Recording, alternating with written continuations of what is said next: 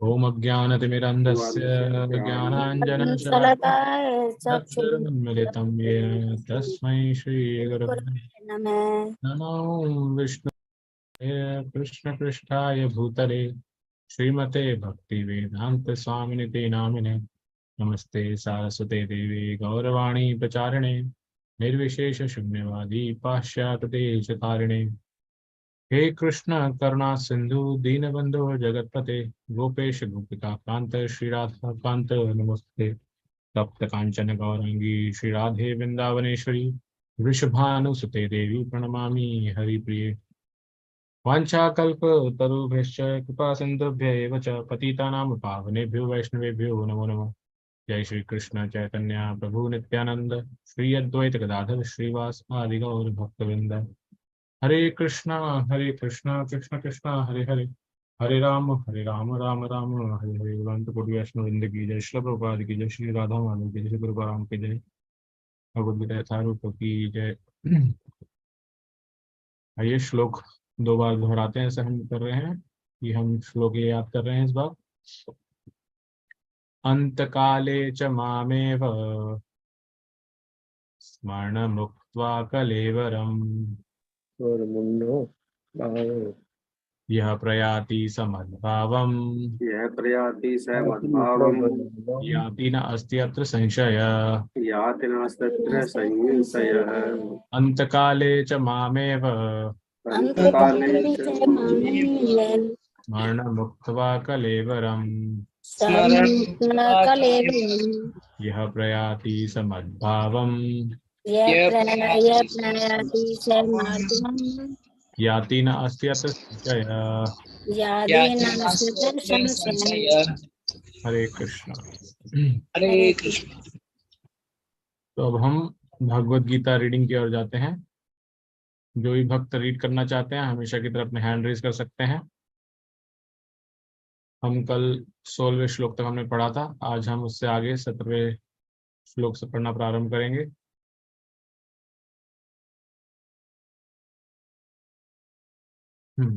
तो जयप्रकाश प्रभु जी आप पढ़िएगा। हरे कृष्णा प्रभु। हरे कृष्णा। सत्वात् संयाजते ज्ञानम राजसः लोभ एव च प्रसाद मोहो तमस भवतः अज्ञानम एव च। सतोगुण से वास्तविक ज्ञान उत्पन्न होता है, रजोगुण से लोभ उत्पन्न होता है और तमोगुण से अज्ञान प्रमाद और मोह उत्पन्न होते हैं। तात्पर्य, क्योंकि वर्तमान सभ्यता जीवों के लिए अधिक अनुकूल नहीं है, अतएव उनके लिए कृष्ण भावनामृत की संस्तुति की जाती है। कृष्ण भावनामृत के माध्यम से समाज में सतोगुण विकसित होगा। सतोगुण विकसित हो जाने पर लोग वस्तुओं को असली रूप में देख सकेंगे। तमोगुण में रहने वाले लोग पशु तुल्य होते हैं और वे वस्तुओं को स्पष्ट रूप से नहीं देख पाते। उदाहरणार्थ, तमोगुण में रहने के कारण लोग यह नहीं देख पाते कि जिस पशु का वे वध कर रहे हैं उसी के द्वारा वे अगले जन्म में मारे जाएंगे। वास्तविक ज्ञान की शिक्षा न मिलने के कारण वे अनुत्तरदायी बन जाते हैं। इस उच्च श्रृंखला को रोकने के लिए जनता में सतो गुण उत्पन्न करने वाली शिक्षा देना आवश्यक है। सतो गुण में शिक्षित हो जाने पर वे गंभीर बनेंगे, वस्तुओं को उनके सही रूप में जान सकेंगे, तब लोग सुखी तथा संपन्न हो सकेंगे।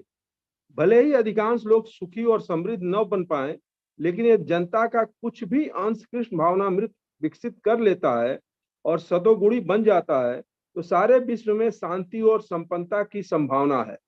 नहीं तो विश्व के लोग रजोगुण तथा तमोगुण में लगे रहे तो शांति और संपन्नता नहीं रह पाएगी।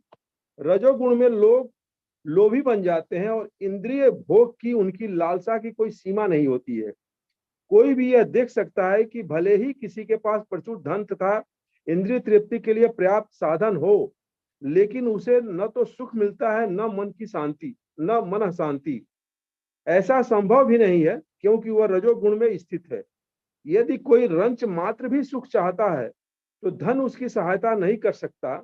उसे कृष्ण भावनामृत के अभ्यास द्वारा अपने आप को सतोगुण में स्थित करना होगा। जब कोई रजोगुण में रत रहता है तो वह मानसिक रूप से अप्रसन्न नहीं रहता, अपितु उसकी वृत्ति तथा उसका व्यवसाय भी अत्यंत कष्टकारक होते हैं। उसे अपनी मर्यादा बनाए रखने के लिए अनेकानेक योजनाएं बनानी होती हैं। यह सब कष्टकारक है। तमोगुण में लोग पागल हो जाते हैं। अपनी परिस्थितियों से ऊब कर वे मद सेवन की शरण ग्रहण करते हैं और इस प्रकार वे अज्ञान के गर्त में अधिकाधिक गिरते हैं। जीवन में उनका भविष्य जीवन अंधकारमय होता है। हरे कृष्णा प्रभु। हरे कृष्णा, थैंक यू। तो इस श्लोक में हमने देखा कि भगवान ये बता रहे हैं इन तीन लोगों के, इन तीन गुणों का से फाइनली हम क्या अचीव करते हैं, क्या हमें प्राप्त होता है। तो इसमें सबसे पहले बताया गया सतोगुण। सतोगुण से क्या होता है, हमें एक्चुअल नॉलेज मिलती है, एक्चुअल ज्ञान मिलता है, सही जो चीज जैसी है उसको उसके सही रूप में समझ सकते हैं।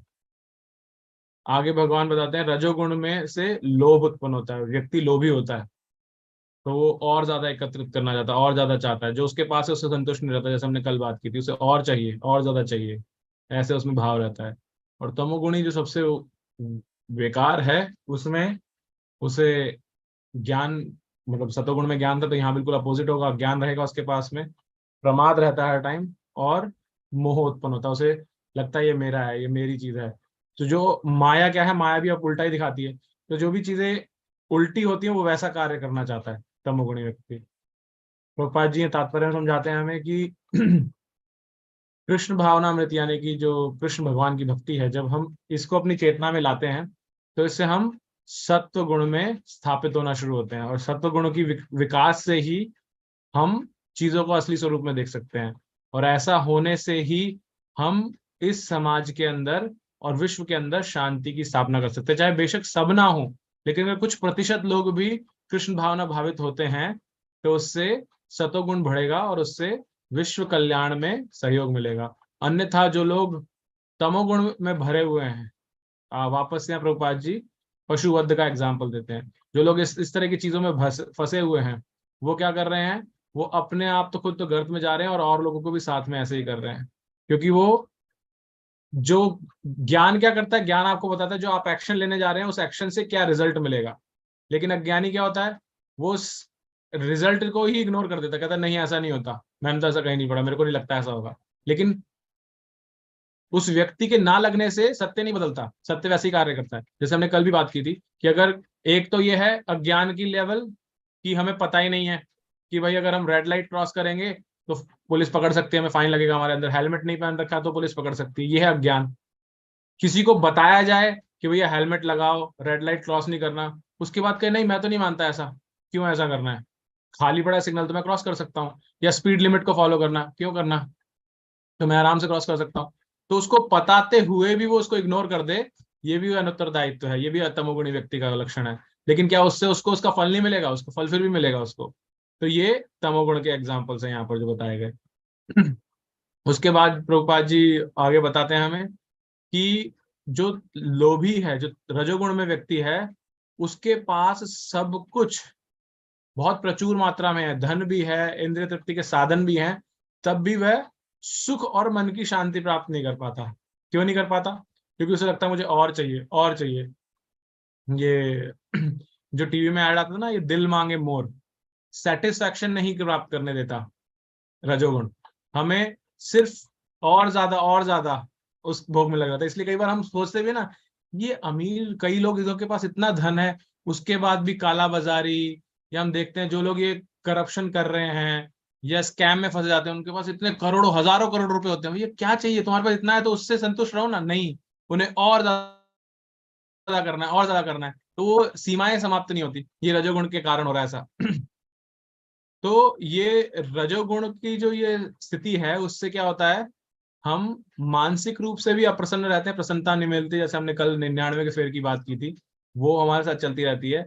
और हम हमारी जो कार्य करने की वृत्ति है और जो व्यवसाय है डिफरेंट टाइप के, जो हम करना चाहते हैं कार्य, उसमें भी हम और ज्यादा संघर्ष करते रहते हैं, हमें कष्ट मिलता रहता है उससे। तो मन भी संतुष्ट नहीं है, मन में भी हलचल है, और बाद में हमारी वृत्तियां और व्यवहार में भी वो झलकता रहता है। तो ये रजोगुण है। और तमोगुण के लिए जैसे बताया गया यहाँ पर, उसको प्रमत्त बताया गया, नहीं वो पागल व्यक्ति है, उसको पता ही नहीं क्या कर रहा हूँ मैं, क्यों कर रहा हूँ। और जितने भी ये मद्यपान है, धूम्रपान है, ये सब हमें तमोगुण की ओर लेके जाता है। इसलिए जो हमारे 4 नियम है, जब हम ये पढ़ लेते हैं ना 3 गुणों को, तो हमें समझ में आता है 4 नियम जो बनाए गए हैं क्यों बनाए गए हैं। तो ये इस तरह से हमें कनेक्ट करते हैं। कोई कुछ ऐड करना चाहेगा इस श्लोक पर?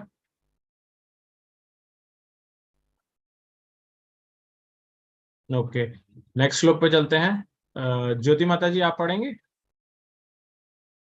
यस प्रभु जी, हरे कृष्ण। हरे कृष्ण।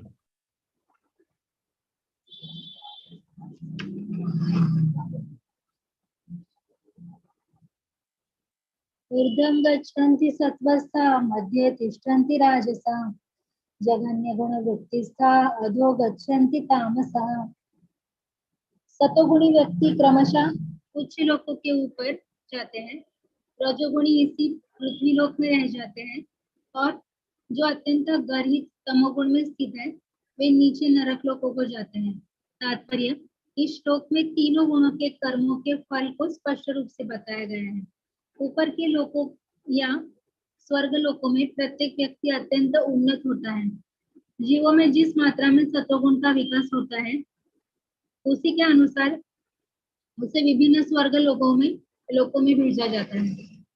सर्वोच्च लोक सत्यलोक या ब्रह्म लोक है, जहाँ इस ब्रह्मांड के प्रधान व्यक्ति ब्रह्मा जी निवास करते हैं। हम पहले ही देख चुके हैं कि ब्रह्मलोक में जिस प्रकार जीवन की आश्चर्यजनक परिस्थिति है उसका अनुमान करना कठिन है, तो भी सतोगुण नामक जीवन की सर्वोच्च अवस्था हमें वहां तक पहुंचा सकती है। रजोगुण मिश्रित होता है, यह सतो तथा तमोगुण के मध्य में होता है। मनुष्य सदैव शुद्ध नहीं होता, लेकिन यदि वह पूर्णतः रजोगुणी हो तो वह इस पृथ्वी पर केवल राजा या धनी व्यक्ति के रूप में रहता है। लेकिन गुणों का मिश्रण होते रहने से वह भी नीचे जा सकता है। इस पृथ्वी पर रजो या तमोगुणी लोग बलपूर्वक किसी मशीन के द्वारा उच्चतर लोकों में नहीं पहुंच सकते। रजोगुण के इसकी संभावना है कि अगले जीवन में कोई प्रमत्त हो जाए। अगले जीवन में कोई प्रमत्त हो जाए। यहाँ पर निम्नतम गुण तमोगुण को अत्यंत गर्हित यानी जघन्य कहा गया है। अज्ञानता तमोगुण विकसित करने का परिणाम अत्यंत भयावह होता है। यह प्रकृति का निम्नतम गुण है। मनुष्य योनि से नीचे पक्षियों, पशुओं, सरीसृपों, वृक्ष आदि की 80 लाख योनियां है, और तमोगुण के विकास के अनुसार ही लोगों को ये अधम योनियां प्राप्त होती रहती हैं। यहाँ पर तामसा शब्द अत्यंत सार्थक है। यह उनका सूचक है जो उच्चतर गुणों तक ऊपर न उठकर निरंतर तमोगुण में ही बने रहते हैं। उनका भविष्य अत्यंत अंधकारमय होता है। तमोगुणी तथा रजोगुणी लोगों के लिए सतोगुणी बनने का सुअवसर है, और यह कृष्ण भावनामृत विधि से मिल सकता है। लेकिन जो इस सुअवसर का लाभ नहीं उठाता वह निम्नतर गुणों में बना रहेगा। हरे कृष्ण। हरे कृष्णा।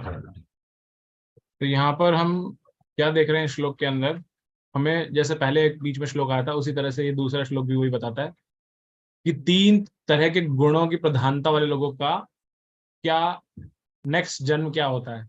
कई बार लोग पूछते हैं ना कि क्या आपकी स्पिरिचुअलिटी बता सकती है, क्या हम नेक्स्ट बर्थ में क्या होंगे, या क्या थे भी कहीं ना कहीं से पता चलता है, लेकिन क्या होंगे ये तो बहुत क्लियर कट भगवत गीता में बताती है क्या होने वाला हमारे साथ।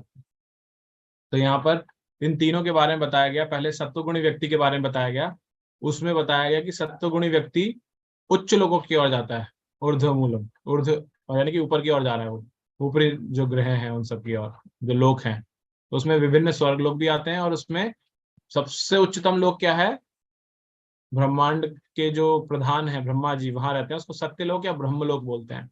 वो 14 भुवनों में सबसे ऊपर होता है। तो वहां उसको बताया गया कि जो सत्वगुणी व्यक्ति होता है वो मैक्सिमम वहां तक पहुंच सकता है। ये ध्यान रखिए कि ये जो भौतिक जगत है ये वहां तक फैला हुआ है। जब ब्रह्मा जी हैं तो वो तब भी भौतिक जगत के अंदर ही है व्यक्ति, अभी उसको पार नहीं कर पाया, तो मतलब जन्म तो उसे लेना पड़ेगा दोबारा से, तो इस भौतिक जगत के अंदर ही है। तो वो मैक्सिमम पीक है जो सत्वगुणी व्यक्ति जा सकता है।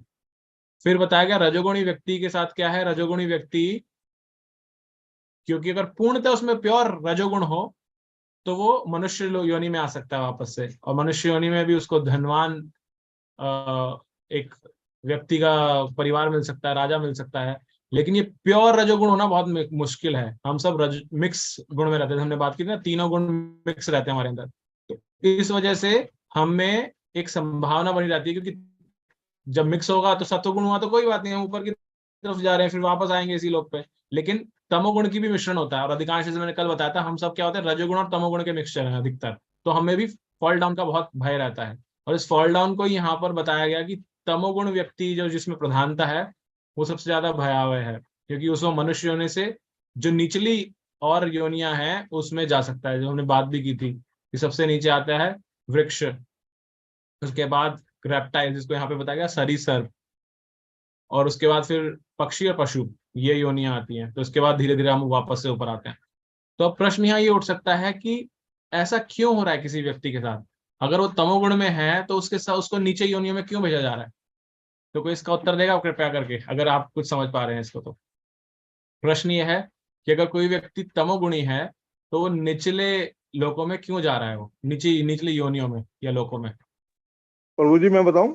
हाँ बताइए प्रभु हरे जी। हरे कृष्ण प्रभु जी। यस प्रभु जी। प्रभु जी जैसे तमोगुण वाली बात हुई, इसको मैं थोड़ा सा, जैसे जो लोग पशु, जैसे पेट डॉग पे ये पालतू कुत्ते पालते हैं या बिल्लियां पालते हैं, मतलब कि जिन चीजों से वो ज्यादा आसक्ति रखते हैं, और उस आसक्ति के कारण जो अगला जो जन्म है, जैसे आपने बताया कि हम अपनी निम्न योनि के अंदर आसक्ति की वजह से निम्न योनि में हमें प्रवेश मिलने की पूरी संभावना होती है। तो मेरा मतलब जो तमोगुणी लोग होते हैं, वो जिनके अंदर इस तरह की भावना रहती है, या जैसे नॉन वेज खाते हैं या दूसरी चीजें करते हैं, मतलब तमोगुण का प्रभाव जिन पे भी होता है, तो उनके चांसेस पूरे होते हैं कि जो जिस चीज का वो सेवन करते हैं उस चीज से उनको प्रभावित होकर निम्न योनि में आना पड़ता करेक्ट, थैंक यू। तो एक एंगल ये हो सकता है इसको देखने का, जैसे प्रभु जी ने बताया कि जो जो उसकी आसक्तियां हैं, जो भाव हैं, वो उस भाव को प्राप्त करता है। ठीक है, और क्या कुछ देना चाहेगा इस बारे में संपत प्रभु जी। है। हरे कृष्णा प्रभु। हरे कृष्णा, जय प्रकाश प्रभु जी, आप बोलिए। जहां तक मुझे लगता है प्रभु जी कि तमोगुणी व्यक्ति जो है सोचता समझता नहीं है, वह एक प्रॉपर अपने आदत में ढल जाता है, सोचने की शक्ति अपनी खो देता है। नतीजा ये होता है कि जिस तरह से अन्य जीव हैं जिनको सोचने की शक्तियां नहीं है, उसी में वो कन्वर्ट हो जाता है आगे चल करके। ठीक है, थैंक यू। क्योंकि हम डे बाय डे हम समय तो दे रहे हैं, समय देने के साथ हमारी वर्णाश्रम के अनुसार हमारी स्थिति भी मृत्यु के करीब जा रही है, और उस हिसाब से हमारी चेतना स्तर अगर ऊपर नहीं जा रही है तो ढलान तो निश्चित है, हम ढलते ढलते फिर चले जा रहे हैं अन्य जोनियों में। हरे कृष्णा प्रभु। ठीक है प्रभु जी। और संपत प्रभु जी, आप बताना चाह रहे थे कुछ। नहीं प्रभु जी, कुछ खास नहीं। आप प्रभु जी बोलिए। हरे कृष्ण प्रभु जी। कालीचरण प्रभु जी, सुनील प्रभु जी, आप बोलना चाह रहे हैं, हाँ बोलिए। जी प्रभु जी, तमोगुण में अज्ञानता ज्यादा प्रधानता होती है, और वो ऐसा व्यक्ति पाप में कर्म ज्यादा करता है। ठीक है, very good, thank you Prabhu जी। कालीचरण प्रभु जी, आप कुछ कहना चाह रहे थे। हाँ, हरे कृष्णा प्रभु जी। यस प्रभु जी।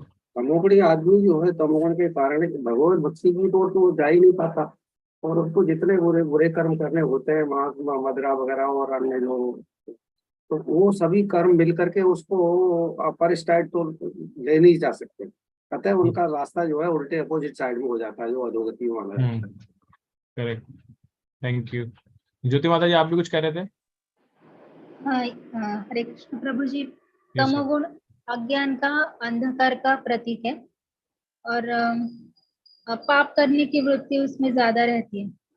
और उसकी चेतना मूढ़ चेतना होती है, यानी चेतना विकसित नहीं हो पाती, जिसमें वो लगा रहता है पाप कर्मों में, उनसे वो अलग नहीं हो सकता इसलिए। तो फिर ये सभी कारण है कि फिर उसको अगला जन्म उसी चेतना वाले शरीर का मिलता है। जैसे पशु पक्षी, उनकी चेतना मूढ़ होती है, वो ज्यादा विकसित नहीं कर पा रहे।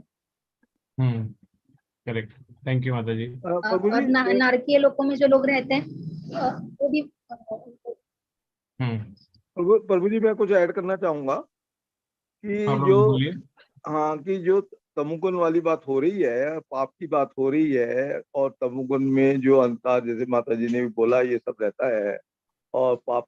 तो मैं प्रभु जी इससे मैं ये समझता हूँ कि यदि ये सब चीजें ज्यादा होती हैं तो आदमी को शायद नरक योनि प्राप्ति होती है, शायद वो निम्न योनि में उसका जो एंट्री है वो मेरे ख्याल काफी लो लेवल पे यदि कोई कार्य करता है तो उसको होता है, क्योंकि जो ये मनुष्य जीवन मिला है तो पीछे उसने कुछ ना कुछ अच्छे कार्य किए हैं, तो कुछ ना कुछ उसका पाप अकाउंट या कुछ ना कुछ पाप पुण्य का अकाउंट होता है, और वो कहीं ना कहीं अपने जीवन में कुछ ना कुछ उसका होता है तामसिक जो प्रवृत्ति में रहने के बाद, नरक का भोगी होने के बाद फिर वो इसी पृथ्वी लोक पे जन्म लेता है, और फिर उसे एक मौका मिलता है आगे अपने को ठीक करने का।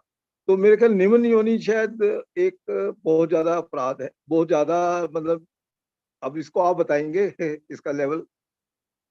हाँ, नहीं तो इसमें मेरा सबसे प्रश्न ये है कि इसमें अगर हमें ये देखना हो कि भगवान की कृपा कैसे है इसके अंदर, कैसे देख सकते हैं इसके अंदर, ये जो अभी हम सब बता रहे हैं ये पनिशमेंट रूप में दिखा रहे हैं कि पनिशमेंट में क्या भगवान की कृपा का एंगल दिखता है हमें इसके अंदर?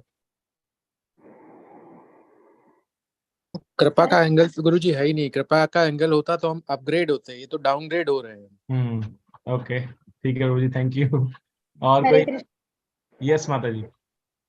प्रभु जी, मैंने कल ही सुना था एक लेक्चर में माता जी कि एक सेकंड रुकिएगा, मैं थोड़ा सा और जो भक्त जो नया बोलना चाह रहे हैं मैं थोड़ा सा उनको मौका दूंगा, फिर आप बोलिएगा। विपिन प्रभु जी आप बोलिएगा। हरे कृष्णा प्रभु जी। हरे कृष्ण। मैं छोटा सा एक बिंदु रखना चाहता हूँ इधर कि जो हमारी विवेक शक्ति है, बुद्धि की जो शक्ति है और मन की शक्ति है, वो हम किस तरह से उसका उपयोग करते हैं, वो हम किस गुण में है उस पर निर्भर करता है। मान लो जो करेक्ट। तमोगुण में है वो विवेक शक्ति का उपयोग नहीं कर पा रहा है। बेसिकली जैसे हमारा एक मसल होता है, हम अगर अपने हाथों को यूज ना करें तो वो धीरे धीरे वीक हो जाता है। करेक्ट। तो और जैसे हम उसका यूज नहीं करेंगे, वो मसल, वो हमारी बुद्धि निष्क्रिय हो जाएगी। और वो पशुओं और जो निम्न योनियों में वैसा ही होता है, उन्हीं उनकी बुद्धि विकसित नहीं होती। तो जैसे हमारी चेतना का लेवल होता है वैसा ही हमें रूप या योनि मिलती है। तो मुझे लगता है जैसे हम इसको वैज्ञानिक ढंग से अगर देखें तो हमें ज़्यादा समझ में आएगा। जैसे हम वापस जाएंगे, आपसे बात कर रहे थे कृपा कैसे है, तो मेरे को ऐसा लगता है कि कृपा इसलिए हो जाती है क्योंकि हम वापस जो एंजॉय करना चाहते हैं, मान लो हम सिर्फ भोगना चाहते हैं, बुद्धि का उपयोग नहीं करना चाहते, तो वापस उसमें चले जाएंगे। फिर कभी ऐसा पल आएगा जब हमें लगेगा कि नहीं, हमारी थोड़ी और चेतना विकसित हुई है, वापस हम फिर वापस आएंगे क्योंकि हमें वही मिल रहा है जो हम चाह रहे हैं। Exactly, thank you Prabhu ji, thank you. Okay, तो और प्रभु जी एक बात और समझ में आई है, बोलूं? हम बोलिए प्रभु जी। प्रभु जी जैसे अध्याय 18 में भगवान ने जब लास्ट में इसका वो बताया कि मैं अर्जुन अब आपको स्वतंत्र छोड़ता हूँ कि अब तुमने युद्ध करना है या नहीं करना, अब तुम्हारी विवेक काम करेगा, और तुम जैसा करोगे वैसा उसका तुम्हें फल मिलेगा, या जैसा वो तुम्हारे उसमें जाएगा। तो मेरे हिसाब से भगवान ने हमें स्वतंत्र छोड़ा है, तो भगवान का स्वतंत्र छोड़ने की वजह से हमारा विवेक उसके बाद काम करता है कि हम क्या सोचते हैं या क्या करते हैं, तो उसी हिसाब से फिर हमें शायद आगे उसका परिणाम मिलता है। तो भगवान का जो अभी आपने कहा कि भगवान का क्या रोल है, तो मेरे हिसाब से भगवान तो तराजू लेके खड़े हुए हैं, तो जैसा पलड़े में हिसाब किताब होगा हमें भुगतना पड़ेगा। तो भगवान ने हमें सारा गीता के जरिए हमें सारा समझा दिया, अब निर्णय लेना हमारा काम। अब जो तमोगुनी आदमी है वो गीता पढ़ ही नहीं पाते, तो इसलिए वो वैसे ही डिस्कार्डेड है वहां से। तो इसलिए ऑलरेडी, तो मैं ये समझता हूँ कि अध्याय 18 का जो है वो भी प्रभु का जो अपना एक निर्देश है वो क्लियर है कि उसमें प्रभु का लेना देना कुछ नहीं है, हमारे कर्म ही है। ठीक है, मैं जस्ट इसको समराइज करता हूँ अभी जो आप सबने बताया। इसमें एक चीज इंपॉर्टेंट क्या है ना, जो मैंने कृपा बोला इसके अंदर। हरे कृष्णा प्रभु। यस प्रभु जी बोलिए। कुछ मुझे याद आ रहा है, अगर इजाजत दे तो बोलूं। हाँ प्रभु जी। कुछ मुझे भी याद आ रहा है, कहिए तो इजाजत दे तो बोलूं। हाँ बोलिए प्रभु जी। Yes yes. इस कृपा में जो शुरुआत में हम लोग से कही गई ABCD, या हम एसोसिएशन बुक्स और इन सारी चीजों को माइन्यूटली समझें अगर, तो हमें ऊपर जाने का मार्ग मिल रहा है। हरे कृष्ण प्रभु। Thank you. तो हम अभी प्रश्न यहाँ ये था कि जो तमोगुणी व्यक्ति नीचे जाता है, पशु योनियों में जाता है, निम्न योनियों में जाता है, इसको हम भगवत कृपा कैसे समझ सकते हैं, भगवान की कृपा कैसे समझ सकते हैं, राइट। तो हम अधिकतर इसको पनिशमेंट के तौर पे देख रहे हैं। जैसे एक प्रभु जी ने बोला कि नहीं, कैसे कृपा कैसे हो सकती है, राइट। तो इसको हम अगर साधारण जीवन में एग्जाम्पल के तौर पे समझें, एक पिता का अपने बच्चों के प्रति क्या भाव रहता है हमेशा, कि वो बड़े होकर के कुछ अच्छा बन जाए, राइट। हर पेरेंट्स अपने बच्चों को बेहतर से बेहतर विद्या और उसकी सुविधाएं प्रोवाइड करना चाहता है। हर कोई चाहता है, साधारण तौर पे मैक्सिमम लोगों का, कि डॉक्टर इंजीनियर, ये एक डेफिनेशन रहती है। बाकी प्रोफेशन भी कोई गलत नहीं है, लेकिन एक general definition starting of the, जब बच्चे होते हैं तो ये होती है कि डॉक्टर इंजीनियर कुछ बन जाए, बड़ा बन जाए। तो उस तरह से उसको सुविधाएं प्रदान करने लगता है। अब जब वो 10वीं तक आता है बच्चा, तब पता चलता है कि इसकी बुद्धि उस तरह की है ही नहीं, राइट। उसका रुझान ही नहीं है उस तरह का। तो क्या पेरेंट्स का कर्तव्य है उसको फोर्सफुली वो चीज करना है जो वो सोच रहे थे उसके बारे में? क्या लगता है आपको? नहीं नहीं कर रहे हैं, नहीं। राइट। तो उसके भले के लिए क्या करना चाहिए पेरेंट्स को उस समय, या क्या करते हैं? देखनी चाहिए कि बच्चे में कितनी कैपेबिलिटी है, वो क्या कर सकता है। ये चीज पेरेंट्स जान सकते हैं अपने बच्चे के। तो जैसा आपने बताया, बच्चे के अंदर क्या कैपेबिलिटीज हैं, वो क्या कर सकता है, उसका रुझान क्या है। आप उसको जबरदस्ती एक इंजीनियर डॉक्टर बनाने जा रहे हैं, लेकिन उसका इंटरेस्ट ही नहीं है उस चीज में। उसकी कैपेबिलिटीज एक डिफरेंट टाइप का स्किल सेट है उसके अंदर। हो सकता है वो हैंड्स ऑफ चीजें करना चाहता हो सकता है उसका दिमाग एक बिजनेसमैन। आवाज कट रही है प्रभु जी आपकी, कुछ भी समझ नहीं आया। तो जब हरे कृष्ण, आवाज नहीं आ हरे रही कृष्णा भी प्रभु आवाज जी। आ रही है मेरी? अब आ रही है।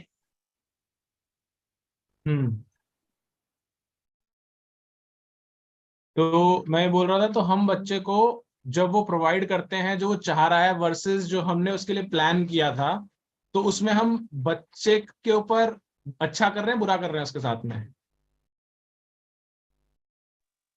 गलत कर रहे हैं। जब बच्चे को पहले देखिए कि वो किस लायक है।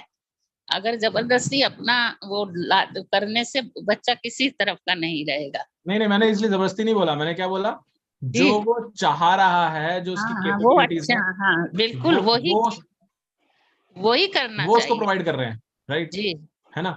तो और इसी अगर दूसरे एग्जांपल से देखें, एक छोटा बच्चा है, बिल्कुल छोटा बच्चा है, उसके हाथ में आपने, बहुत छोटा मतलब छोटा बच्चा बोलेंगे यानी कि हम बोल सकते हैं घुटनों चलने वाला बच्चा, उसके हाथ में अगर एक पेचकस आ जाए तो वो उसके लिए खतरनाक सिद्ध हो सकता है। क्यों? क्योंकि उसे उसका ज्ञान नहीं है इसका प्रयोग कैसे करना है, राइट। वो सीधे मुंह में ले लेगा उसको, तो उसके लिए डेंजरस साबित हो सकता है। तो इसलिए उसको उससे दूर रखा जाता है। फिर उसे प्लास्टिक की चीजें पकड़ाई जाती है जो नकली हैं, वो चीजें पकड़ाई जाती हैं। तो दे वो पेरेंट्स रहे हैं, लेकिन क्या पेरेंट गलत कर रहे हैं उसके लिए? उसकी उस समय की योग्यता, अंडरस्टैंडिंग के हिसाब से, और जो चाह रहा है, जो सब चीजें हैं उसके हिसाब से पेरेंट्स उसको वो चीज देते हैं जो उसके लिए सही है उस समय। तो सिमिलरली भगवान क्या कर रहे हैं, भगवान जिस व्यक्ति के, जैसे आप सबने बताया, उस व्यक्ति की बुद्धि, उसको अज्ञान है, वो नहीं समझ पा रहा है उसके लिए क्या सही है। तो जिसको वो सही समझ रहा है, क्योंकि उसकी ऐसी इच्छा है, उसका ऐसा उसका भाव है, तो भगवान एज ए पेरेंट उसको वो प्रोवाइड कर देते हैं, तो वो निम्न योनि में जाके खुश रहता है। जैसे कि एक बार हमने पहले ही बताया था, अगर किसी व्यक्ति को एक पेन दिया जाए, अच्छा पार्कर का पेन जैसे पहले होता था, पता नहीं और भी अच्छे पेन आ गए होंगे, लेकिन एक अच्छा कंपनी का पेन दिया जाए उसको कि भाई तुम इससे लिखो, इसलिए उसको पेन दिया गया। और अगर आकर के आप किसी दिन ऑफिस से वापस आते हैं और आप देखते हैं कि वो बच्चा उससे क्या कर रहा है, जो आपके गार्डन के अंदर गमले हैं या मिट्टी है उससे खुदाई कर रहा है उससे, तो आप क्या करेंगे? आप उसका इंटरेस्ट देख करके उससे वो पेन ले लेंगे, क्या देंगे उसकी जगह? एक खुरपी दे देंगे कि वो इसका इंटरेस्ट इसमें है तो एक खुरपी यूज कर, पेन ले लेंगे उससे। तो सिमिलरली ये पेन लेना और खुरपी देना क्या है, ये भगवान जो हमें योनियां दे रहे हैं। एक मनुष्य योनि दी, लेकिन वो मनुष्य योनि का उपयोग ही नहीं समझ रहा क्या है, इसे लिखना है, एक हायर पर्पस अचीव करना है, वो उससे लोअर पर्पस कर रहा है, उसका इंटरेस्ट अभी लोअर पर्पस का ही है, वो खोदना है उसे, खोदना है तो भैया ये शरीर ले और ये वाला पकड़, इससे कर जो तू चाहता है करना। और जैसा अभी बीच में प्रभु जी ने बताया, जब उसको धीरे धीरे ज्ञान आता है, वो करते करते समझ में आता है, अरे यार मैं क्या कर रहा हूँ, क्योंकि कभी ना कभी तो हर किसी का, हमने इतना पढ़ा ना, मनुष्य नाम सहस्त्र पढ़ा, बहुनाम जन्म नाम अंते, बहुत सारे जन्म लेकर के जब चक्र लेते रहते हैं, घूमते रहते हैं, तब हमें समझ में आने लगता है कि हम क्या कर रहे हैं, स्ट्रगल कर रहे हैं लाइफ में, तब हमें वापस से मनुष्य योनि मिलती है, हम वहां पर आकर के परिपक्व होते हैं। ऐसा नहीं है कि वो एक सजा की तरह गुजारते आ रहे हैं, लेकिन तब हम उस परिपक्व अवस्था में आते हैं, तब हम यहाँ पहुंचते हैं, फिर वापस से आपको वही एग्जाम देना होता है, आपको देखना होता है आप क्या करना है आपको। तो ऐसा ही, ठीक है। कोई कुछ ऐड करना चाहेगा इसमें? यस माता जी, हरे कृष्ण। पशु योनि में अगर चले गए तो फिर वापस तो फिर वही 84 लाख योनि वाला चक्र हो जाएगा ना फिर। यस माता जी। तो फिर ऐसे कैसे हम कृपा समझे प्रभु? नहीं माता जी, कृपा ऐसे है कि क्योंकि जब उस किसी की अंडरस्टैंडिंग लेवल इतना लो है तो उस लो लेवल से ऊपर आने का समय लगता है, इमीडिएटली नहीं आ सकता। और ऐसा भी हो सकता है कि किसी योनि के अंदर भगवान की अहतुई कृपा और ज्यादा हो कृपा, तो आपको अपग्रेडेशन मिल जाए, फास्टर अपग्रेडेशन। तो जैसे हमने पढ़ा था कि कोई पशु योनि में है, पशु योनि से अगर कोई, आज की तारीख में तो ऐसा नहीं होता, लेकिन पहले वैदिक जो यज्ञ होते थे उसमें जब बलि दी जाती थी, हमने पढ़ा था कि वहां से डायरेक्ट अपग्रेडेशन होता है। तो इस तरह की चीजें हैं, लेकिन आज कलयुग के अंदर वो बहुत लुप्त होती जा रही हैं। तो उसमें तो वो बिल्कुल फ्लो वाइज चलेगा, भक्तों का भगवत भक्त मिल जाना, उससे अपग्रेडेशन हो जाता है, संग प्राप्त होना भक्तों का। तो ये तरीका यही है, भगवान की कृपा ऐसे कि जो हम चाह रहे थे वो हमें भगवान ने दिया ताकि हम उसको एंजॉय कर सकें, उन जो हमारी कैपेबिलिटीज है उसके अकॉर्डिंग कर सकें। क्योंकि इवन आज की तारीख में साधारण युग में हम देखते हैं, अगर किसी को इनफिट, क्या बोलते हैं उसको, इनकेपेबल व्यक्ति को एक स्थान पे भेज दिया जाए, मान लीजिए कोई एक चपड़ासी का जॉब कर रहा है आज की तारीख में, लेकिन अगर उसको उस कंपनी का सीईओ बना दिया जाए बिना उसकी कैपेबिलिटीज को अपग्रेड किए, तो क्या होगा? वो खुद भी फेल होगा और उस कंपनी को भी फेल करेगा। तो ऐसे व्यक्ति को अगर आप ज्यादा समय तक उस योनि में रखेंगे तो मनुष्य समाज के लिए भी घातक है और उसके लिए भी घातक है। तो इसलिए भगवान ने कृपा दोनों वे की कि वो वापस से अपनी धीरे धीरे प्रगति करता हुआ आए और समाज भी बेटर रहे। ठीक है माता जी। हरे कृष्ण प्रभु। अगर जानने वाला हो अपना, तो हम उसके साथ क्या, अगर माता कोई जी व्यक्ति आवाज कट रही है आपकी, क्या बोल रहे हैं आप? अगर हमारे कोई जानने वाला ही ऐसा कोई व्यक्ति है, उसके लिए हम क्या कर सकते हैं? इसके लिए क्या कर सकते हैं माता जी? उसके लिए हम यही कर सकते हैं कि पहले तो भगवान से प्रार्थना ही है, और दूसरा उस व्यक्ति को धीरे धीरे अज्ञान से ज्ञान में लाने की कोशिश करना। और वो शुद्ध भक्तों के संग से ही हो सकता है, जैसे हम पहले पढ़ चुके हैं, अहेतु की कृपा के द्वारा हो सकता है।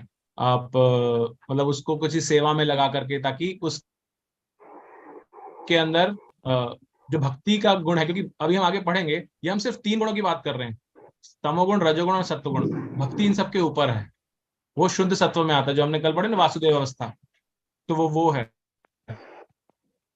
तो वो आपको इन तीनों गुणों में से कहीं से भी अपग्रेड कर सकती है डायरेक्टली। जैसे हमने मृगारी की कथा पढ़ी थी, मृगारी को सत्व गुण में तो नहीं था, न रजोगुण में, तो तमोगुण में था, लेकिन उसको एक भक्त का संग मिलने से डायरेक्ट वो तमोगुण से शुद्ध सत्व में आ गया। तो ऐसे हो सकता है, उसके लिए आपको प्रार्थना करनी पड़ेगी और कोशिश करनी पड़ेगी कि उसको एक शुद्ध भक्त का संग प्राप्त हो। ठीक है माता जी। हरे कृष्णा प्रभु जी। यस माता जी, हरे कृष्णा। ये ऐसा प्रभु जी की बाकी तो सब बातें ठीक है, लेकिन तमोगुण वाले जो लोग होते हैं वो मानते नहीं है किसी की बात। यस बहुत माता कम, जो माने बहुत कम होते हैं। उनको नॉन वेज के लिए कहे, हमारे भी मना करें ना कि भाई नॉन वेज मत खाओ, तो कहते हैं अरे ये भगवान ने हमारे लिए तो बनाए हैं, तो वो नहीं मानते इस बात को। और कई अगर हैं कि चलो जैसे आप जैसों की संगति में आ जाए, मान जाए तो कोई बात नहीं, लेकिन बहुत कम होते हैं कलयुग में मानने वाले। हाँ, नहीं आप बिल्कुल सही कह रहे हैं। वो तो इसीलिए मतलब पहली चीज तो ये जो अब आप इसी बात को फोर्टिफाई कर रहे हैं कि वो जो क्योंकि उस गुण में इतने प्रधान है, तो इसलिए उनके लिए फिर निम्न योनियां ही बनी है बाद में धीरे धीरे। लेकिन अगर हम कंपैशनेट रहना चाहते हैं, हम दया भाव रखना चाहते हैं सबके प्रति, क्योंकि भक्ति जब करते हैं तो दया अपने आप हमारे अंदर प्रस्फुटित होती है, तो उस भाव को रखते हुए फिर डायरेक्ट हम ऐसे ना कह करके उनको हरि नाम जप के लिए बोलें। क्योंकि अगर कोई व्यक्ति हरि नाम जप करता है, ऐसे बहुत सारे एग्जाम्पल हमने जैसे पहले भी चर्चा की थी, भगवत नाम के अंदर इतनी शक्ति है कि वो जो ये तमोगुणी प्रवृत्तियां हैं ये धीरे धीरे क्लीन करने लगता है। हमारे टेस्ट बर्ड्स बदल जाते हैं, क्योंकि जिह्वा से ही भगवान का नाम ले रहे हैं और जिह्वा पे ही इन सब चीजों का स्वाद होता है। तो जब भगवान का नाम लेते हैं तो जिह्वा में परिवर्तन आता है। फिर जिससे उन्हें टेस्ट आ रहा था वही व्यक्ति कहता है कि मुझे इसमें स्वाद नहीं आ रहा जो पहले आता था, तो उसमें परिवर्तन आने लगता है। तो आपको ये नहीं बोलना है कि छोड़ दो, और आपको सिर्फ ये बोलना है जोड़ लो। किसको जोड़ लो? हरि नाम को जोड़ लो। और हो सके तो आप एटलीस्ट हफ्ते में एक दिन संडे को अपने आसपास कहीं भी सेंटर हो, मंदिर हो, वहां जाइए, भगवत गीता क्लास अटेंड कीजिए। क्योंकि हम डायरेक्टली इतना स्ट्रांगली प्रीच नहीं कर सकते अपने नियर एंड डियर वंस को, जितना कि कोई एक और भक्त जो है वो कर पाएगा, उन पे प्रभाव डाल पाएगा। ठीक है, हरे कृष्णा। हरे कृष्णा माता जी। हाँ प्रभु जी, उस लेक्चर में कहा था कि 2 प्रकार की कृपा रहती है भगवान की, एक अनुकूल कृपा और एक प्रतिकूल कृपा। जो निस्तमोगुणी व्यक्ति को निचली योनियों में जन्म देना, ये प्रतिकूल कृपा का ये है, लेकिन वो कृपा ही रहती है, वो रिवेंज नहीं रहता कि तुमने अभी गलती की, अभी तो जैसे बोलते हैं ना कि अभी तुमने गलती की तो मैं नरक भेज दूंगा, ऐसा नहीं। लेकिन उस कृपा के कारण उसकी उन्नति होती है। पहले तो अधोगति होती है, लेकिन बाद में उन्नति होती है। तो प्रतिकूल कृपा में ये आता है। और प्रभु जी ने ये भी बोला था लेक्चर में कि अनुकूल कृपा में मीन्स हम नॉर्मली जो भक्तों के जीवन में आती है अनुकूल कृपा, तो उसमें रहता है कि ज्यादा से ज्यादा उसकी प्रगति होती है भक्त की, और संग से उससे सब काम उसके अच्छे होने लगते हैं। जो भी है भक्ति में आगे जाना, गुरु महाराज का संग मिलने, सब होता है। लेकिन प्रतिकूल कृपा में ऐसा भी होता है, जब हम आता है भक्त को, तो कभी कभी ऐसा होता है कि उसके सब द्वार बंद कर देते हैं भगवान।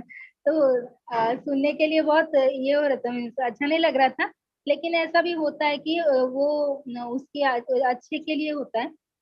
और प्रभु जी इस ये जो श्लोक है ना, उसमें मुझे एक क्वेरी है कि जो उन्होंने बोला है कि सत्वगुण, प्रभुपाद बोल रहे हैं कि सत्वगुण जब उन्नत हो जाता है तो स्वर्गलोक आदि वो मिल जाता है, ऊर्ध्वम गच्छन्ति सत्वसम।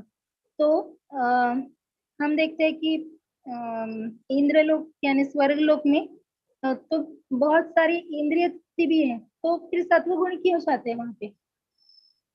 बेसिकली वो तो सब रजोगुण में ही आता है ना, ज्यादा से ज्यादा इंद्रिय तृप्ति वहां पे होती है, तो फिर वो कैसे? माता जी इसमें ना भगवान ने ये नहीं बोला कि हम चाहें सत्वगुण, भगवान ने बताया हमें कि प्रकृति के 3 गुण है। जैसे हमने स्टार्टिंग में बोला था ना, एक सोने की जंजीर, एक चांदी की जंजीर और एक लोहे की जंजीर। जिसने भी जंजीर पहन रखी है लोहे की, सोने की जंजीर वाला कह सकता है कि वही मैंने तो सोने की है, लेकिन है तो बंधा हुआ फिर भी वो। तो सिमिलरली सत्वगुणी व्यक्ति को ये सोचना कि वो ऊपर चला गया और ऊपर के लोगों के अंदर तो अच्छा हो गया, ये गलत है। ये अंडरस्टैंडिंग ये नहीं करनी चाहिए हमें, क्योंकि कृष्ण भावना भावित होना ही हमें अपर प्लान। तो सत्वगुण क्या करता है, हमें एक स्प्रिंग बोर्ड की तरह काम करता है। स्प्रिंग बोर्ड क्या होता है? जिसपे अगर हम कूदते हैं, जंप करते हैं, तो उस पे कूदने से नीचे स्प्रिंग होती है, दबता है और फिर हमें लंबी छलांग लगवाता है हमसे। तो सत्वगुण उस तरह से है कि जीव को जब उस तक पहुंचता है तो उसके लिए बाकी फैसिलिटीज इजी हो जाती है समझ पाना, क्योंकि वो चीज को एज इट इज समझ पा रहा है। तो जो हम बहुनाम जन्म नामन्ते जब बोलते हैं, बार बार ये श्लोक का उपयोग करते हैं, तो ये वासुदेवम सर्वमिति, ये जो अंडरस्टैंडिंग आती है जब सत्वगुण तक पहुंचते हैं, उसके बाद में आती है आगे के लेवल में अंडरस्टैंडिंग। तो आप उधर शुद्ध सत्व की ओर जाने लगते हैं। तो मार्ग वहां से आता है जो हम एक्सेप्शंस की बात कर रहे हैं, मृगारी की बात की, तमोगुण से डायरेक्ट वहां चला गया, वो बहुत एक्सेप्शन है, लेकिन क्रमशः विकास इसी के द्वारा हो सकता है। इसीलिए सत्वगुण is better than other two, but it is not the best, ऐसा है। Hare Krishna, thank you Prabhu. ठीक है दादा, ओके ओके। तो हरे कृष्णा प्रभु जी। यस माता जी, हरे कृष्णा। प्रभु जी, इसमें मेरा एक क्वेश्चन है कि जैसे कि हम मनुष्य जीवन में अगर हम तमोगुण में है तो हम नीचे योनियों में चले जाते हैं, पशु आदि बन जाते हैं, लेकिन जो पशु हैं वो तो हमेशा तमोगुण में ही रहते हैं ना, तो फिर उनकी आगे योनि का क्या होगा? उनको मनुष्य योनि कैसे मिलेगी फिर बाद में? हाँ तो माता जी, इसमें ना जैसे प्रभुपाद जी ने पहले तात्पर्य में बताया था, एक क्रमशः विकास होता है। इन योनियों में भी धीरे धीरे अंडरस्टैंडिंग होती है। देखिए, सारे पशु की अंडरस्टैंडिंग, चेतना एक जैसी नहीं होती, राइट। अलग अलग पशुओं की चेतनाएं अलग होती हैं। तो जो हमें बताया गया हम 84 लाख योनियों में भटकते रहते हैं, वो धीरे धीरे इतना ग्रेजुअल प्रोग्रेशन होता है कि हमें पता भी नहीं चलता कि हमारी बुद्धि का विकास कब होता जा रहा है।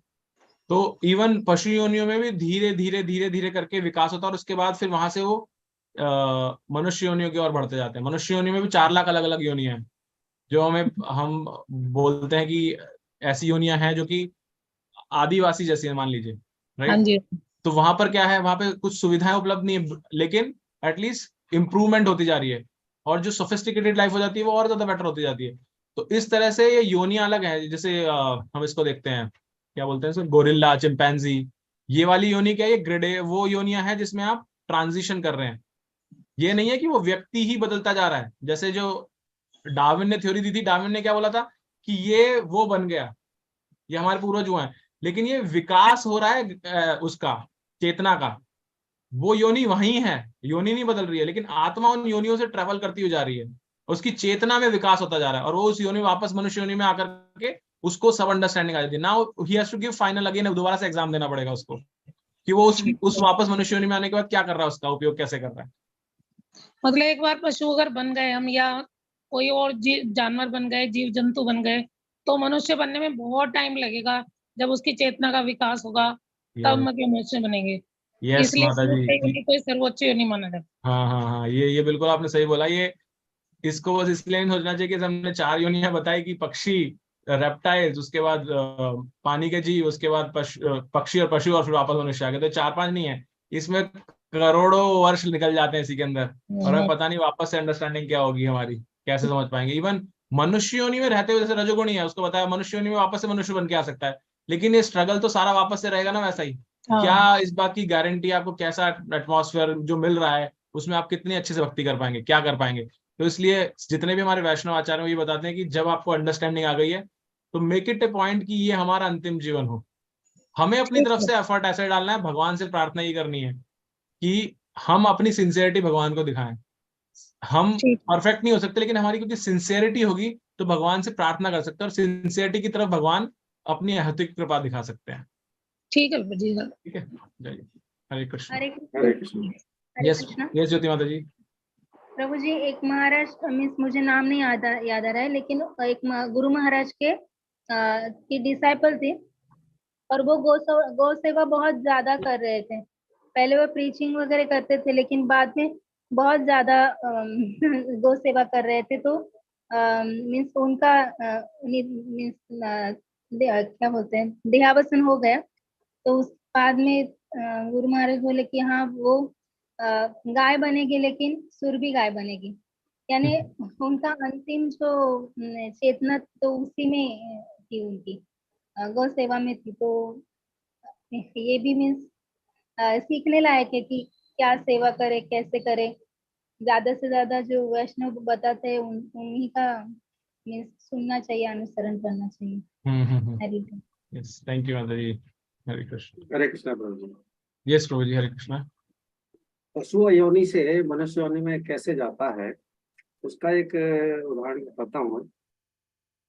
एक वीडियो आया था मेरे पास, जिसमें किसी मंदिर में जैसे ही शाम की आरती की घंटी बजती है तो एक बंदा रोजाना टाइम से आता है। व्यक्ति सुनी और तुरंत वो अपना चला आएगा, किसी को डिस्टर्ब नहीं करेगा, खुद डिस्टर्ब नहीं होगा। उसको मंदिर में जहाँ बैठना उसी जगह बैठेगा। आरती खत्म हो जाएगी, अगर प्रसाद मिलता है तो लेगा, अदरवाइज थोड़ा इंतजार करके वो चला जाता है।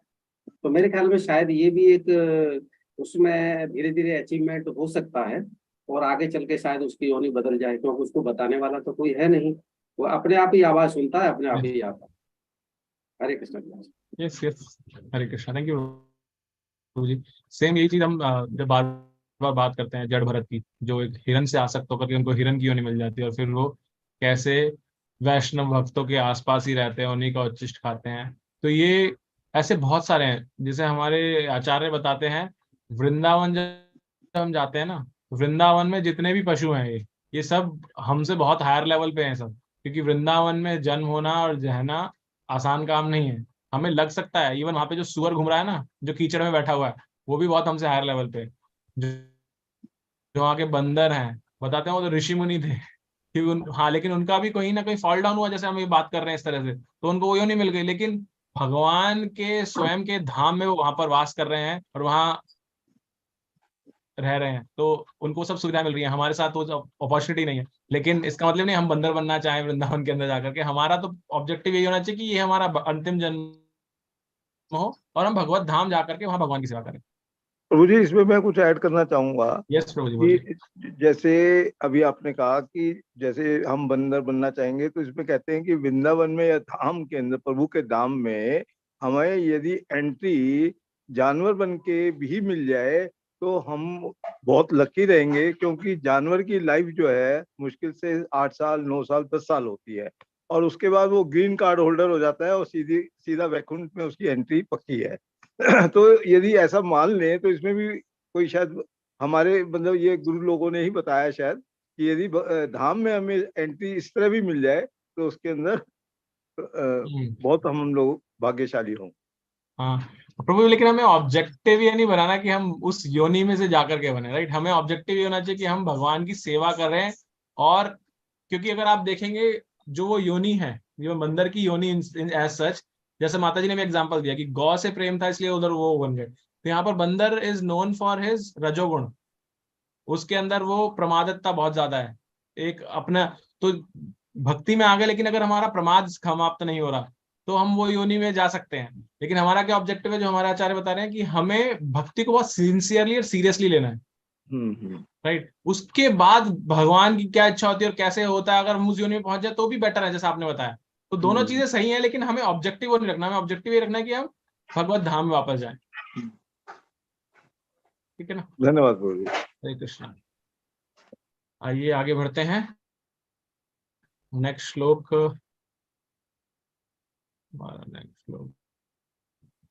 नेक्स्ट श्लोक कौन पढ़ेंगे?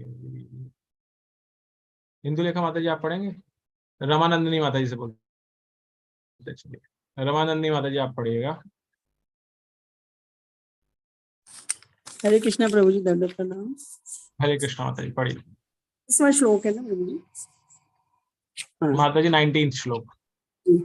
नान्यम गुणेभ्यः कर्तारं यदा दृष्टा नुपश्यति गुणेभ्यश्च परम वेति मद्भावं सो गच्छति। जब कोई ये अच्छी तरह जान लेता है कि समस्त कार्यों में प्रकृति के तीनों गुणों के अतिरिक्त अन्य कोई कर्ता नहीं है,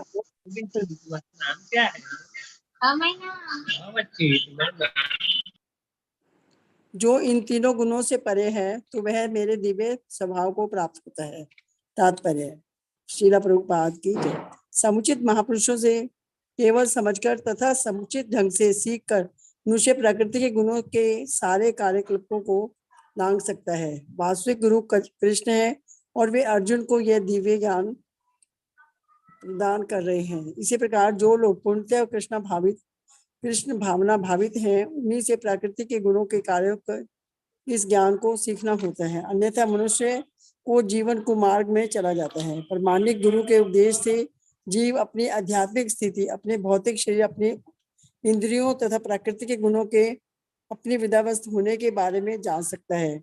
वह इन गुणों की जकड़ में होने से असहाय होता है, लेकिन अपनी वास्तविक स्थिति देख लेने पर वह दिव्य स्तर को प्राप्त कर सकता है, जिसमें आध्यात्मिक जीवन के लिए अवकाश होता है। वस्तुतः जीव विभिन्न कर्मों का कर्ता नहीं होता, उसे बाध्य होकर कर्म करना पड़ता है, क्योंकि वह विशेष प्रकार के शरीर में स्थित रहता है, जिसका संचालन प्रकृति का कोई गुण करता है। जब तक मनुष्य को किसी आध्यात्मिक मान्यता प्राप्त व्यक्ति की सहायता नहीं मिलती, तब तक वह यह नहीं समझ सकता कि वह वास्तव में कहाँ स्थित है। परमाणिक गुरु की संगति से वह अपनी वास्तविक स्थिति समझ सकता है, और इसे समझ लेने पर वह पूर्ण कृष्ण भावनावृत्त में स्थिर हो सकता है। कृष्ण भावना भावित व्यक्ति कभी भी प्रकृति के गुणों के चमत्कार से नियंत्रित नहीं होता। 7वें अध्याय में बताया जा चुका है कि जो कृष्ण की शरण में जाता है वह प्रकृति के कार्यों से मुक्त हो जाता है। जो व्यक्ति वस्तुओं को अर्थात यथा रूप में देख सकता है, उस पर प्रकृति का स्वभाव क्रमशः घटता जाता है। हरे कृष्णा। हरे कृष्णा। नेक्स्ट श्लोक भी पढ़ेंगे अभी। पुष्कर प्रभु जी आप पढ़िएगा नेक्स्ट। हरे कृष्ण। गुणानेता नित्य त्रिनिंदेहि देहे समुद्रवान जन्म मृत्यु जरा दुखेर विमुक्त मृतमय श्रुते। जब देहधारी जीव भौतिक शरीर से संबंध इन तीनों गुणों को लांघने में समर्थ होता है, वह जन्म मृत्यु बुढ़ापा तथा उनके कष्टों से मुक्त हो सकता है और इसी जीवन में अमृत का भोग कर सकता है। तात्पर्य, इस श्लोक में बताया गया है कि किस प्रकार इसी शरीर में कृष्ण भावना भावित होकर दिव्य स्थिति में रहा जा सकता है। संस्कृत शब्द देही का अर्थ है देहधारी।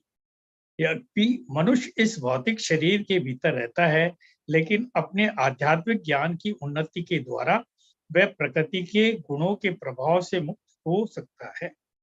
वह इसी शरीर में आध्यात्मिक जीवन का सुखोपभोग कर सकता है, क्योंकि इस शरीर के बाद उसका वैकुंठ जाना निश्चित है। लेकिन वह इसी शरीर में आध्यात्मिक सुख उठा सकता है।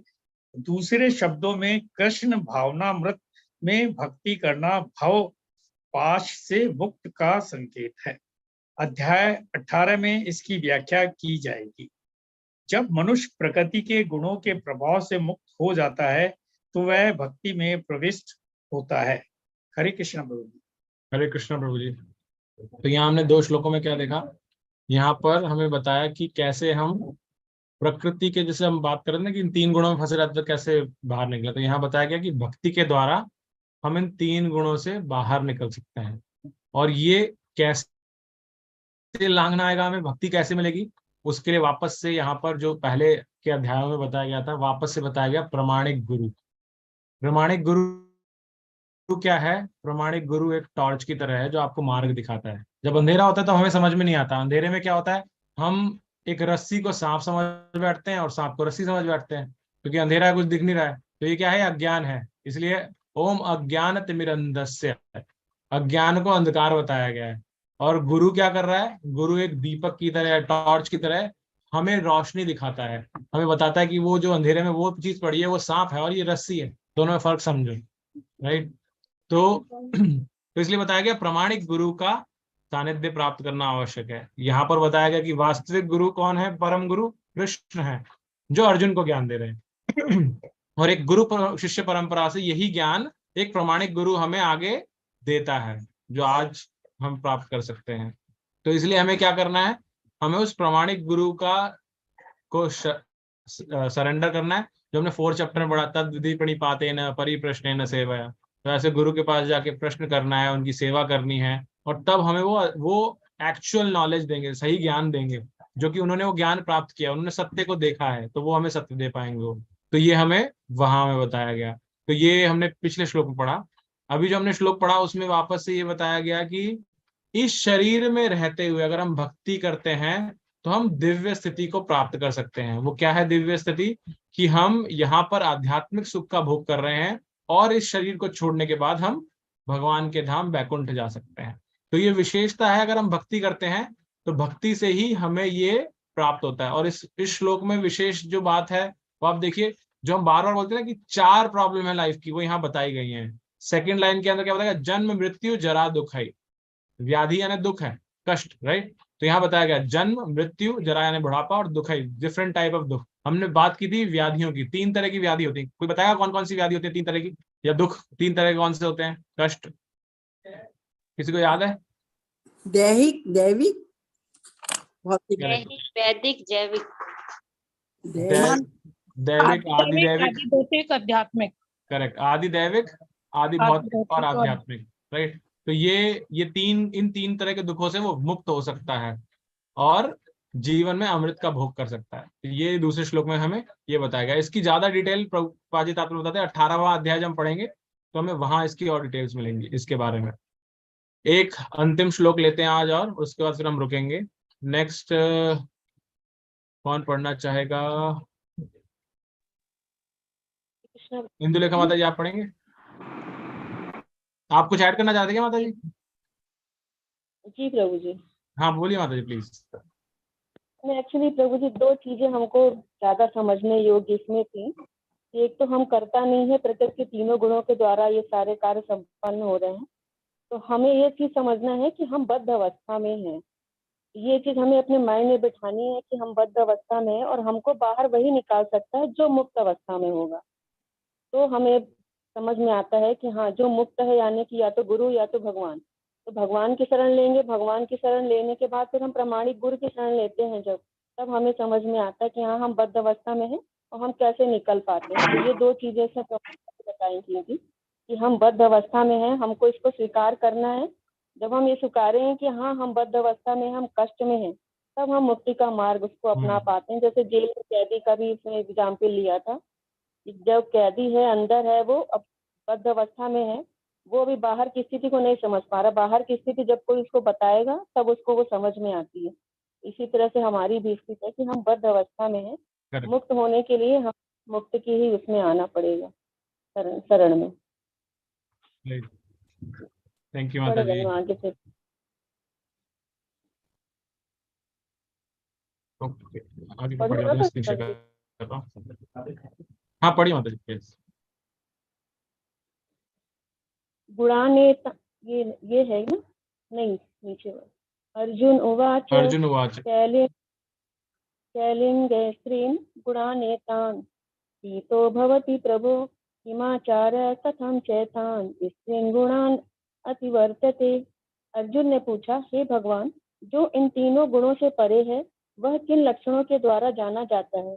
उसका आचरण कैसा होता है और वह प्रकृति के गुणों को किस प्रकार लांघता है? इस श्लोक में अर्जुन के प्रश्न अत्यंत उपयुक्त हैं। वह उस पुरुष के लक्षण जानना चाहता है जिसने भौतिक गुणों को लांघ लिया है। सर्वप्रथम वह ऐसे दिव्य पुरुष के लक्षणों के विषय में जिज्ञासा करता है कि कोई कैसे समझे कि उसने प्रकृति के गुणों के प्रभाव को लांघ लिया है। उसका दूसरा प्रश्न है कि ऐसा व्यक्ति किस प्रकार रहता है और उसके कार्यकलाप क्या हैं? क्या वे नियमित होते हैं या अनियमित? फिर अर्जुन उन साधनों के विषय में पूछता है जिससे वह दिव्य स्वभाव प्रकृति प्राप्त कर सके। यह अत्यंत महत्वपूर्ण है। जब तक कोई उन प्रत्यक्ष साधनों को नहीं जानता जिनसे वह सदैव दिव्य पद पर स्थित रहे, तब तक लक्षणों के दिखने का प्रश्न ही नहीं उठता। अतएव अर्जुन द्वारा पूछे गए ये सारे प्रश्न अत्यंत महत्वपूर्ण हैं और भगवान उनका उत्तर देते हैं। हरे कृष्ण। तो यहाँ पर अर्जुन प्रश्न करता है कि जो इन तीनों गुणों से परे है, यानी कि इन गुणों को पार कर चुका है, ऐसे व्यक्ति के लक्षण क्या हैं, कैसे उसको पहचाना जाए, उसका आचरण क्या है और वो किस प्रकार लांग गया। जो हमने स्टार्टिंग किया था, आप सबका एक प्रश्न था ना, कैसे लांगा जा सकता है इन तीनों गुणों को। तो भगवान अब उसके बारे में अगले श्लोक से जो हम कल पढ़ेंगे वहां पे उत्तर देंगे हमें कि कैसे लांघा जाता है इसको, क्या तरीका है और कैसे पहचाने ऐसे व्यक्ति को कि जो लांघ चुका है इनको। तो वहां इसके बारे में बताएंगे। तो हम यहाँ पर रुकेंगे। किसी को चैट करना है अभी या कोई जिज्ञासा भी? ठीक है, आइए हरे कृष्ण महामंत्र वैष्णव प्रणाम मंत्र बोल के कॉल समाप्त करेंगे। हरे कृष्णा कृष्णा कृष्णा हरे हरे, हरे राम राम राम हरे हरे। वांछा कल्पतरुभ्यश्च कृपा सिंधुभ्यैव च पतितानां पावनेभ्यो वैष्णवेभ्यो नमो। अनंत कोटि वैष्णव वृंद की जय, श्री प्रभुपाद की जय, श्री राधा माधव की जय। हरे कृष्णा, सभी को दंडवत प्रणाम।